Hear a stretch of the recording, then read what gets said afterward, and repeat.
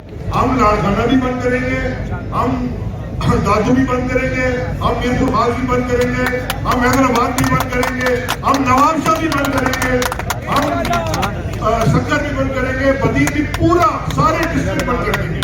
पता चले कि तुम तो जीत के आते हो ना वहां से, तुम्हारा शहर से क्या ताल्लुक है? डिफेंस में बंगले के अलावा तुम्हारा शहर से ताल्लुक क्या है?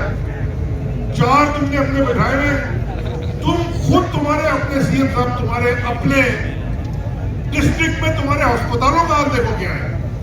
मैं आपको गारंटी करता हूं कि अगर आप सिविल अस्पताल जाकर जैकाबाद का देखने चले, वहां कोई अपने को ये खुद ये जो बैठे हुए तो अपने जानवरों का इलाज भी वहां से ना करवाए। वो पाकिस्तानी नहीं आता जैकाबाद, वो पाकिस्तानी नहीं है। दादू में पाकिस्तानी नहीं आता, सांगड़ में पाकिस्तानी नहीं आता।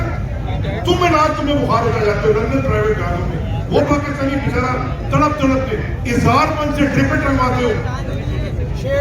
सो एक हफ्ते का अल्टीमेटम है, हम आपको आखिरी दफा बता रहे हैं, ये आप हीट हम बढ़ाएंगे।